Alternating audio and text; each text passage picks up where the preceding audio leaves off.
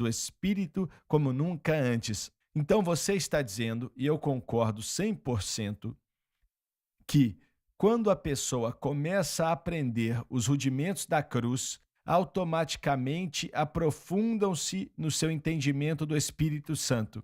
Creio que sim, porque nesse entendimento da cruz, da mensagem da cruz, está a resposta para a questão: como trabalha o Espírito Santo? Então, essa resposta é gigantesca. E essa resposta a resposta para essa questão, como trabalha o Espírito Santo, estava errada por muito tempo na igreja, pois a resposta era através de minhas obras, minha atividade, minha performance. Por muito tempo a igreja viu que o Espírito Santo operava através do que fazíamos, mas a obra da cruz diz que é através da graça pela fé em Cristo e Ele crucificado. E é assim que o Espírito Santo opera. Exatamente. E é o Espírito Santo que nos ajuda a entender isso. Voltamos já.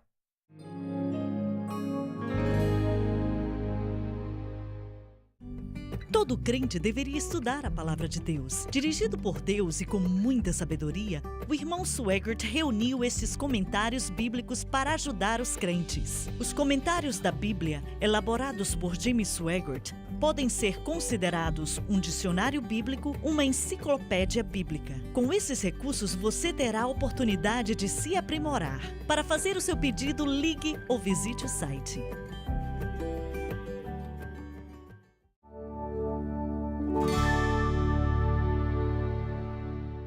Estamos de volta para te mostrar algo parecido com o que você falou sobre o Espírito Santo aí. Antes da cruz, o Espírito Santo não podia entrar na vida e nos corações dos cristãos e permanecer, continuar ali e fazer daquilo ali o seu domicílio como é hoje em dia.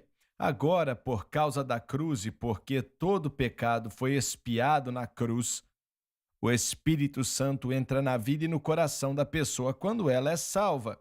E o Espírito de Deus entra ali, então acontece o batismo, que é o que vem depois. Mas é tudo por causa da cruz. Então, uma coisa está conectada com a outra, como você falou, e com razão também. Você está correto. Nessa época, vemos o Senhor abrir a porta para o entendimento da cruz de Cristo. Também Ele está abrindo a porta para o Espírito Santo. E isso é muito necessário porque, até mesmo em denominações pentecostais, o Espírito Santo, não em todas as igrejas, mas muitas, desconsideram o Espírito Santo. Chegamos a um ponto, irmão Sueger, onde nossa fé está em experiências. Isso é bem comum na história da igreja. Como é? Nossa fé está em experiências. Queremos colocar nossa fé em coisas que aconteceram conosco e fazer disso regra. Mas o cristianismo não é assim. O cristianismo opera em uma submissão diária aos processos de Deus. Não podemos pensar, ontem eu fui cheio com o Espírito Santo ou fui salvo algumas semanas atrás. Tudo isso é uma porta para a operação do Espírito Santo. Então temos que saber como opera o Espírito Santo para integrar dons, o caráter e a orientação do Espírito Santo diariamente. Muitas vezes olhamos somente para experiências. Sei que nossos irmãos batistas dizem, estou salvo e pronto, recebi tudo aqui. Mas muitas vezes pessoas cheias do Espírito dizem, eu sou cheio do Espírito. Mas você é controlado pelo Espírito? O Espírito tem a oportunidade hoje de fazer em você o que fez no dia que te encheu? Esta é uma exigência que temos que aceitar. E quando não sabemos como viver para Deus ou aonde colocar nossa fé, são dois termos que dizem a mesma coisa, extinguimos a obra do Espírito Santo e não vemos o caráter de Cristo ser formado e atrapalhamos os dons em sua operação. Então, saber como viver para Deus diariamente pela fé em quem Cristo é e por causa do que Ele fez, permite o Espírito Santo fazer através de nós e em nós o que precisamos ter. Mas se não vemos isso, voltamos para, vamos construir 3 tabernáculos e ficar na experiência que tivemos. O que acontece depois é que você se torna dormente e apático, você então precisa da atividade do Espírito Santo e nossa fé tem que ser fresca, refrescada todo dia. Presumo que você esteja dizendo que o Espírito Santo nos mostra a palavra e temos que viver pelos rudimentos da palavra e não por experiências.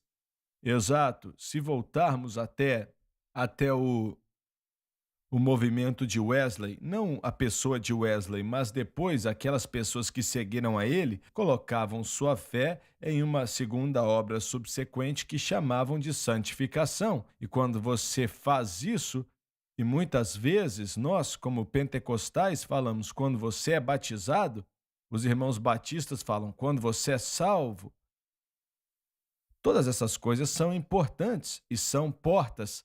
Não acredito em uma segunda santificação como na Igreja de Deus, mas, ao mesmo tempo, mostra que a história da igreja é: se você nos der uma oportunidade, vamos parar em uma experiência e não continuar naquilo que a experiência deve produzir. Há anos atrás, você escreveu um livrinho a respeito do batismo com o Espírito Santo, dizendo que era uma porta e não um destino final. É disso que estou falando. Se entendermos que o Espírito Santo fez algo em nós, e entendermos que depois que ele fez algo em nós, como ativar aquilo que ele fez e está fazendo, que é através da fé em Cristo e na cruz, tanto para formação do caráter e a operação dos dons e dos ministérios.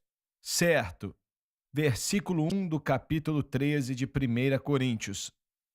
Ainda que eu fale as línguas dos homens e dos anjos. No grego quer dizer que se fosse possível falar com as línguas dos homens e dos anjos. Paulo não está falando de maneira negativa a respeito de orar em línguas, como alguns já disseram. Se não tiver amor, o amor. Os tradutores traduziram essa palavra, que é agape, para caridade, e não devia ter sido